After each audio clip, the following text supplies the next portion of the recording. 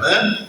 Então, antes de nós fazermos a ministração da palavra, nós vamos fazer uma oração aqui,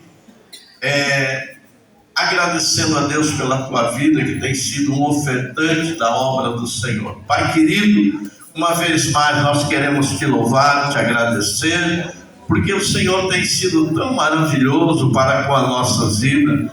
A tua mão tem estado sobre nós, Pai, de uma forma maravilhosa, gloriosa, estendida, Senhor, sobre a nossa família, sobre o nosso lar, sobre a nossa igreja, Pai. Por isso nós te louvamos, te agradecemos, porque é o Senhor que tem feito estas coisas em nosso meio, e por isso nós estamos felizes, Pai, por servir a Ti nesta casa de oração. Paizinho querido, com muito carinho, Pai, eu peço a Tua bênção sobre a vida dos Teus filhos que têm ofertado, contribuído, ajudado a obra, Senhor, da assistência social da Tua igreja, e têm ofertado, dizimado na Tua casa, Pai. Muito obrigado. Continua, Senhor, de forma especial, abençoando aqueles que podem assim fazer, e aqueles que têm um desejo, Pai, no seu coração, de ajudar, de abençoar.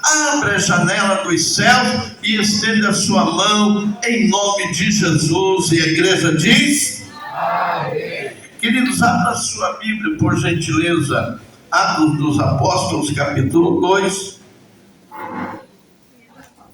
e o verso de número 42. Eu louvo a Deus pela vida dos irmãos, né? Alguns irmãos comunicaram que não poderiam estar, alguns por enfermidade, né? Outros por motivo de trabalho, mas com todo o tempo aí que tem caído de forma maravilhosa, né? Porque tudo que vem de Deus é bênção do céu, né? A igreja ainda está em um número muito bom. Que Deus abençoe os irmãos. Atos dos Apóstolos, capítulo 2, e verso de número 42 em diante, vai dizer assim: e perseveravam na doutrina dos apóstolos, na comunhão, no partir do pão e nas orações, e em cada alma havia temor, e muitas maravilhas e sinais se faziam pelos apóstolos, e todos os que criam estavam e tinham tudo em comum. Vendiam as suas propriedades e fazendas e repartiam com todos, segundo cada um tinha necessidade. E perseveravam unânimes todos os dias no templo, no partir do pão e em casa, comiam juntos com singeleza e alegria de coração, e louvando a Deus e caindo na graça do povo. Todos os dias acrescentava o Senhor à igreja aqueles que haviam de se salvar. Amém? Tome seu lugar, glorificando a Deus, adorando a Deus, né? Na beleza da sua santidade. Queridos, uma leitura bem conhecida, né, da palavra de Deus, que é muito ensinada, é muito pregada a respeito da igreja primitiva. E a igreja primitiva, ela tinha 4 aspectos positivos que fazia com que a igreja fosse crescendo. O primeiro dele é que eles perseveravam na doutrina dos apóstolos, ou seja, na doutrina da palavra de Deus, né?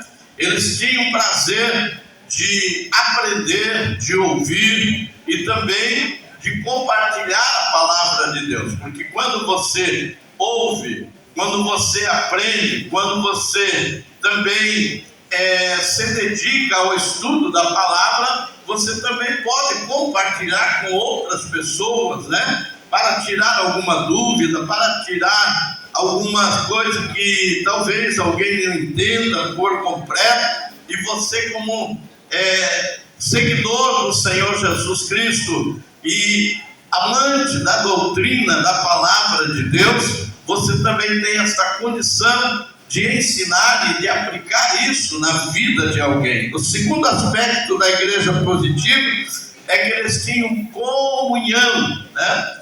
Essa palavra aqui deriva-se da palavra koinonia, né? Que significa estar junto, compartilhar, conviver das mesmas coisas. E nós vamos ver que eles tinham essa comunhão, eles tinham esse prazer de estar junto. Em terceiro lugar, eles estavam juntos no partir do pão, né?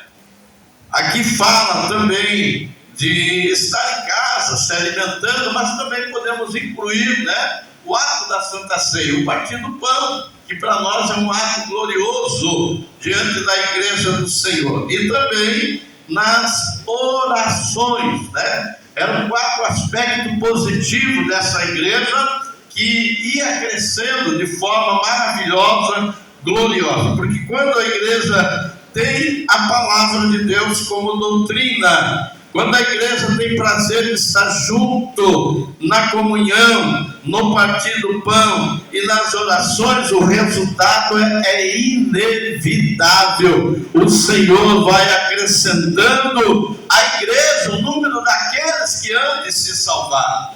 E quando nós olhamos para esta situação da igreja primitiva, o primeiro aspecto que me chama a atenção, além da doutrina, é a comunhão, é o prazer de estar junto. A Bíblia vai nos ensinar, o apóstolo Paulo vai frisar isso na sua carta aos Coríntios, dizendo que nós somos um corpo, e o corpo, ele tem que estar junto, a mão, o pé, né? Todos os órgãos têm que estar juntos, porque você não vê um pé andando por aí sozinho, você não vê uma mão andando por aí sozinho, você não vê um braço, né, sozinho por aí. Quando você olha em uma pessoa, a não ser que tenha uma deficiência física, uma amputação de algum membro, mas ele está andando perfeito com todos os órgãos no lugar. Assim é a igreja do Senhor. Por isso que o escritor aos Hebreus vai escrever na sua carta, dizendo que é para nós não sermos como alguns que têm o costume de deixar a sua congregação, né? Ou seja, quem deixa a sua congregação por qualquer motivo, né, sem ter um fundamento forte para isso, ele está dizendo que não faz parte do corpo. Por quê? Porque o braço, a perna está aqui e uma parte do corpo está no outro lugar. Por isso que o escritor aos Hebreus, ele diz assim, ó, não deixemos a nossa congregação, como é costume de muitos, né? De muitos, não é nem de alguns, é de muitos. Muitos têm esse costume de deixar a congregação por qualquer coisa, irmão, né? A nossa congregação é parte da nossa vida espiritual, porque é tão bom quando você tem comunhão e que você encontra o irmão, pode cumprimentá-lo, pode abraçar, pode demonstrar esse carinho que você tem, o prazer de estar junto. A koinonia, a comunhão fala disso, de estar junto. Às vezes nós lemos o texto do Salmo, né, 133, ó, quão bom e quão suave é que os irmãos vivam em união. Essa palavra aqui é diferenciada dessa comunhão de Atos dos Apóstolos, porque o Salmo de número 133 é um cântico de subida que os peregrinos que moravam fora de Jerusalém subiam para Jerusalém por ocasião de umas festas principais, né, do povo de Deus, e eles subiam para Jerusalém e então iam cantando alguns salmos, que é conhecido como salmos de degrau, salmos de subida, e entre eles o salmo de número 133. Mas essa comunhão do salmo de número 133, essa união, é diferente dessa koinonia. No salmo 133, a palavra vem do grego, se eu não me foge a memória, é koinonos, né? Koinonos, né? Não é koinonia, é koinonos, que vem dizendo do seguinte sentido: não é de estar junto, que estavam juntos, mas a palavra do Salmo 133 vem de caminhar junto, de subir junto, né, para Jerusalém. Hoje tem muitos crentes, irmãos, nós estamos vivendo uma geração de crentes que não quer mais caminhar junto com o outro.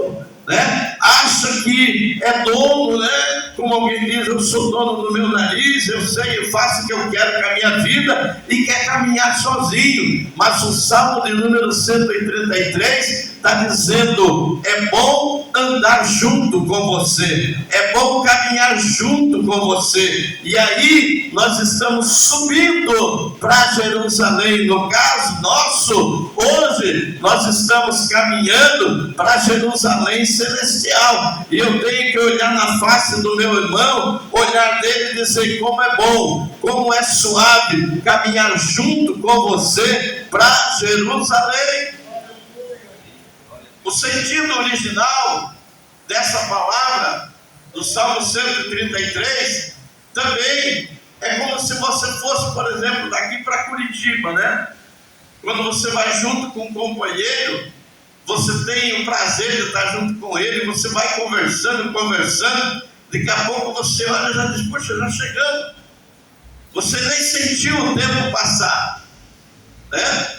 Por quê? Porque você tem comunhão, e aquela comunhão, você vai conversando, vai dialogando, quando você vê, você já chegou no teu destino. Mas quando você não tem comunhão com o outro, você já viajou com alguém que você não tem comunhão? No mesmo carro ou no mesmo ônibus? Parece que nunca chega. Daqui para Curitiba, que é questão de 40 minutos, 45 minutos, depende do carro, né? Você parece que está viajando 500 quilômetros, como se fosse lá para o norte do Paraná. Pastor Elton sabe, né? Que leva 7, 8 horas, 10 horas de viagem. Por quê? Parece que o tempo não passa, você não tem comunhão. Mas quando você tem comunhão, você está junto, está caminhando, está dialogando e está dizendo: nós estamos caminhando para Jerusalém celestial. Um outro sentido dessa palavra do Salmo 133 é que ela tem uma unidade que traz fortalecimento. É como uma obra, uma construção. Você tem areia, um pó de pedra, tem a ferragem, tem o cimento. Separado, eles não têm valor nenhum praticamente. Se você colocar numa base aí, numa coluna, quem trabalha com construção sabe, colocar só o cimento, faz uma coluna aí para colocar uma madeira em cima, colocar só o cimento, ele vai quebrar. Se colocar só areia, ele vai quebrar. Se colocar só o ferragem, ela vai arcar. Se colocar só a pedra, vai ser do mesmo jeito. Mas quando você mistura tudo, quando você coloca tudo certinho e vai encher uma viga, uma base, você pode pôr o peso que for, que ela dá sustentação. Não sei se você vai entender, como diz Luciano, eu vi um glória aqui, né?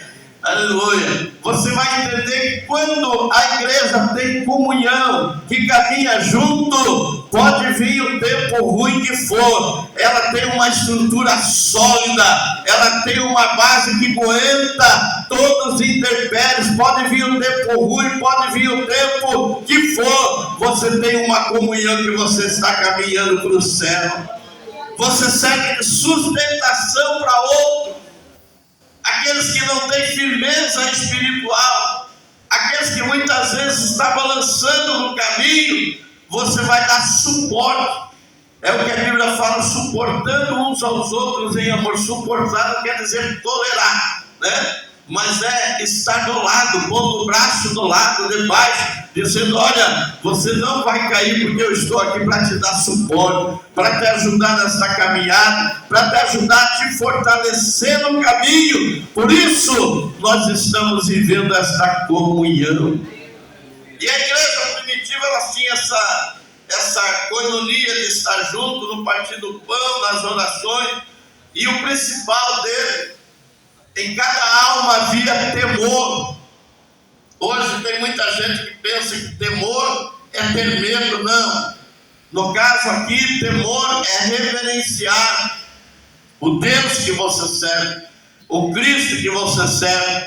É ter temor reverenciando a doutrina que você serve, a igreja que você serve. Ter temor é obedecer, ter temor é respeitar a casa de Deus. Por isso que o escritor aos Eclesiastes, ele vai dizer: guarda o teu pé quando entrares na casa do Senhor teu Deus, né? Em outras versões, eu já preguei aqui, diz assim: tenha cuidado com o que você vem fazer na casa do Deus vivo. Ou seja, aqui neste lugar é lugar de você ter temor, de reverenciar, de vir para adorar a Deus e não para fazer outra coisa. Tem gente que veio para a igreja hoje, irmão, para fazer um monte de coisa, menos adorar a Deus.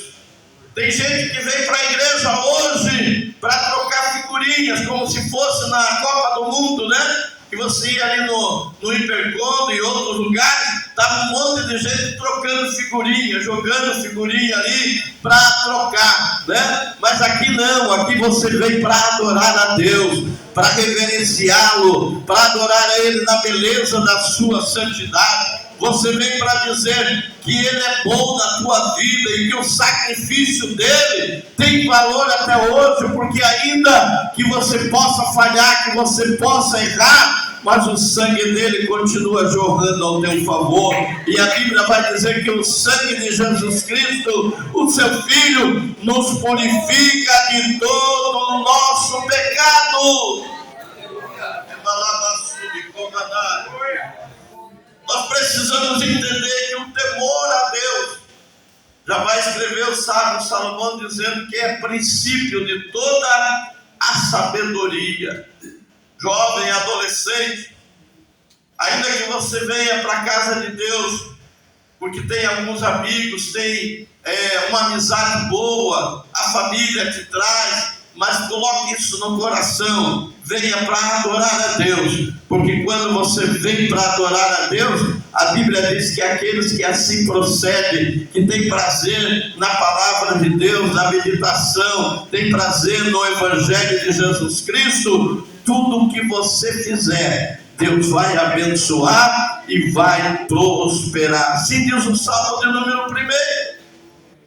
Nós precisamos entender que essa igreja ela tinha doutrina, tinha comunhão, tinha partir do pão, tinha oração, tinha temor. E aí o resultado que aparece nesta igreja, sinais e maravilhas eram feitos pelos apóstolos.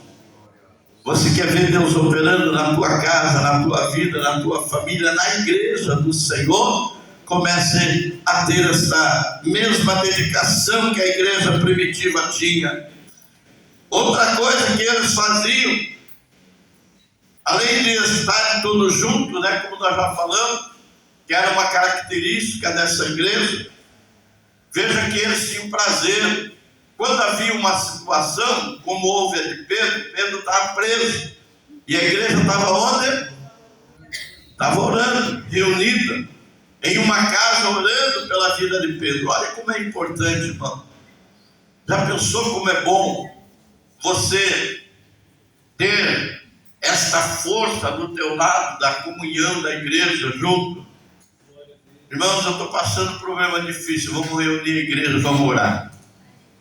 E quando a igreja ora, irmão, o céu se abre. Não tem para ninguém, como alguém diz aí. Quando a igreja une-se em oração, não tem para ninguém. Alguns tempos atrás, há 20, vamos dizer, acho que quase 30 anos atrás, teve um rapaz em Curitiba, com um grupo pregando lá na igreja no Santos Dumont, não, no Guarituba, né? Foi no Guarituba, daquele rapaz do Luto Canaã, né? Ele contou o testemunho dele. Eu não vou entrar no detalhe do testemunho, mas ele era um viciado, drogado, traficante, e ele pegou o carro do pai e saiu para curtir um pouco, né? E de repente ele passou em frente do ponto do ônibus, sentiu que o carro deu um pulinho, como se fosse uma lombada. E o pessoal do ponto do ônibus gesticulando, falando, ele falou: que aquele pessoal está mexendo comigo? Vou voltar e vou dar um tiro naquele pessoal lá. Ele estava armado. Quando ele voltou, o carro procedeu da mesma forma, como se tivesse passado em cima de uma lombada. Quando ele parou, um policial, a paisana, segurou ele e disse: olha, eu sou policial e você acabou de atropelar uma criança. Passou 2 vezes por cima dessa criança. E eu sei onde o pai dele mora. Nós vamos ali chamar o pai dele para levar essa criança no hospital. O pai dele chegou, olhou para aquela situação, para aquele moço, e ele apavorado, né, porque daí já não era mais o valentão, né, diante do quarto, e ele disse assim, e agora o que você... Não, nós vamos levar o meu filho para o hospital. E o pai propôs para ele, ele disse, olha, eu não vou te denunciar, não vou chamar a polícia para você, só que eu quero que você faça uma coisa, eu sou presbítero da igreja, Assembleia de Deus, do bairro tal, e eu quero que você vá comigo na igreja. E lá eu vou convocar os irmãos para fazer uma campanha de oração. Quando levaram aquela criança no médico, o médico deu 3% de chance de sobreviver, 2 ou 3% de sobreviver para aquela criança. Ele disse, se ela sobreviver, ela vai ficar inerte numa cama, vai poder viver, mas de forma que não vai poder andar, se mover, devido à queimadura que foi muito grande do acidente. E aquele rapaz, diante da situação, disse, não, tudo bem, eu vou com o senhor para a igreja. E chegou lá, o pastor convocou a igreja em oração, disse, olha, aconteceu um acidente com meu filho, os médicos praticamente desenganados, mas se nós nos unirmos em oração, o Deus que nós servimos vai dar resposta para a nossa oração. E eles começaram a orar, e todo dia fazendo culto e oração. E o rapaz que acidentou aquela criança, o pai dele disse, olha, eu passo todo dia na tua casa, vou te pegar para você ir orar comigo. E ele começou a ir, e por volta ali de 30 dias começaram em oração por aquela criança. Todos os dias aquele rapaz que era um traficante, que atropelou aquela criança, ia para o culto para a oração. E começou assentando lá atrás, ficava ouvindo a oração, o culto, e passados-se 30 dias, aquele rapaz acabou aceitando a Jesus como Salvador. E eles estiveram ali no Guaraituba, e ele começou a contar o milagre, o testemunho, porque a igreja se uniu em oração. E ele começou a dizer, sabe quem foi o pai daquela criança que falou de Jesus para mim diante do quarto, me convidou para ir orar junto com ele, para que Deus desse a resposta? Aí ele apontou para o irmão que estava detrás e disse, aquele irmão ali, sabe quem é ele? O pai daquela criança que eu atropelei. Aquela criança que o médico disse que não ia andar, apontou para o rapazinho e disse, aquele rapaz ali, dá um pulo aí para ver se você está bom mesmo, né? Aquela criança que agora estava já um rapazinho, começou a pular, se mexer, e disse, esse aí é aquele menino que a igreja orou 30 dias, que os médicos deram 3% de vida, e ele hoje está aí pulando, louvando e adorando a Deus. Sabe quem é aquela moça que está do lado dele? É a irmã dele. Sabe quem é aquela moça ali hoje? É minha esposa. E sabe quem sou eu hoje? Um pregador da palavra de Deus. O poder da oração muda tudo, irmão. É o poder da oração. Quando a igreja está junto, orando, buscando, clamando, Deus responde. Quem crê nessa palavra que Deus responde? A igreja tinha tudo isso, e sinais, maravilhas iam se fazendo. E em terceiro lugar, quinto lugar, sexto lugar, já, né? Estamos aqui adiantando para o final. Eles vendiam as suas propriedades e repartiam com cada um conforme cada um tinha necessidade. Eles praticavam uma ação social. Ele não está dizendo que vendia e repartia assim, aleatoriamente, né? Eles vendiam conforme a necessidade, vendiam e repartiam, ajudavam aquele que tinha necessidade. Uma igreja que é abençoada por Deus, ela também pratica ação social, ela pratica obras com fé, porque ela sabe que a fé sem obras também ela não tem valor, ela é morta. Mas uma igreja viva, uma igreja que tem a presença do Espírito Santo de Deus, como tinha a igreja primitiva, uma igreja que está esperando a volta do Senhor Jesus, uma igreja que tem o prazer no partir do pão, uma igreja que tem prazer de estar orando, aí o resultado vai aparecendo. E o texto diz que todos os dias acrescentava o Senhor o número daqueles que haviam de se salvar. Você crê nesta palavra?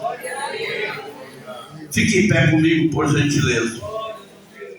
Nós queremos orar para entrar no ato da administração da Santa Ceia. E eu creio que você ouviu esta palavra. O importante é ter comunhão, coinonia, estar junto.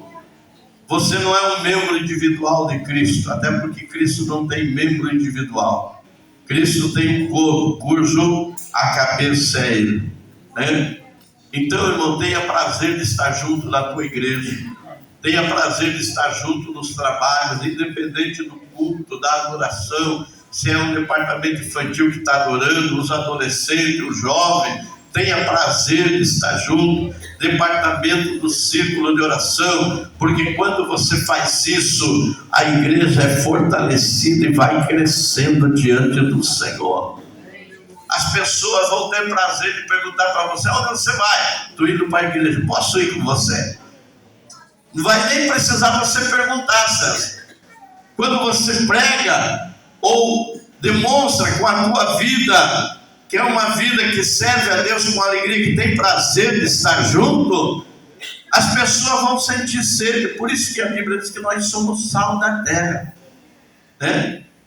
Põe um pouco de sal na tua boca para ver se você não vai ter sede, né? Isso é automático. Sabe que as pessoas vão ter sede, irmão, quando você é sal, quando você ilumina como luz do mundo. As pessoas vão querer estar no lugar onde você está hoje. Oh, aleluia, que bom, irmão, que nós pudéssemos ter esta visão do reino de Deus, para que o reino de Deus cresça. Eu quero convidar o presbítero Daniel, que vai fazer uma oração. E se você sentir de sair do teu lugar, quem sabe, né, no dia da Santa Ceia, às vezes tantas afrontas nós passamos, né? Não é verdade? Quem que não passa, né? A gente, como pastor, às vezes parece que chega naquela semana da ceia, né? Parece que tudo que é demônio quer atrapalhar, né, a comunhão da gente, né? Quer tirar a nossa comunhão, tirar a nossa paz. Isso acontece comigo, acontece com você também, irmão, né? Mas se você quiser sair do teu lugar e receber a oração, venha para participar da Santa Ceia com alegria, com comunhão, com regozijo, na hora de pegar o pão para você adorar a Deus, glorificar a Deus, falar em línguas estranhas. E se você não é batizado, o Senhor pode te batizar nesta noite. Eu creio que Ele continua sendo o Deus que faz estas coisas, mas para isso você precisa ter esta prazer, esta comunhão de servir ao Senhor. Saia do teu lugar se você quiser. O presbítero Daniel vai fazer esta oração e nós já vamos entrar no ato da ministração da Santa Ceia. Glória a Deus, cumprimento a igreja com a paz do Senhor Jesus.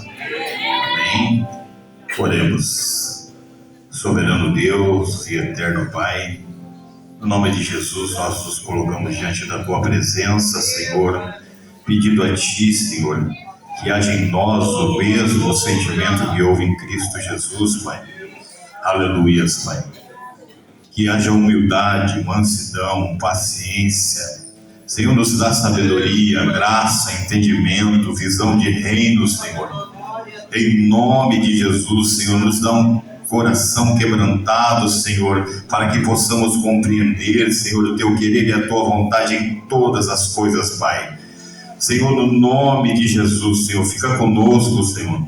Nos abençoa, Senhor, e sonda os nossos corações, Senhor, e derrama, Senhor, das mais ricas bênçãos sobre as nossas vidas, Pai. Repreenda, Senhor, todo mal, tudo aquilo que não provê de Ti, Senhor. Tudo aquilo que tenta atrapalhar, Senhor, esse ato, Senhor, simbólico, Senhor. Em nome de Jesus, abençoa o teu povo, Senhor, e derrama, Senhor, do fogo do Espírito, Senhor, para que possamos, Senhor, nos alegrar, Senhor, ainda mais. No nome de Jesus. Amém. Glória a Deus. Nós vamos convidar os obreiros para se assentar, queridos, para estar coordenando a mesa. Pastor El, por gentileza, presbítero Daniel,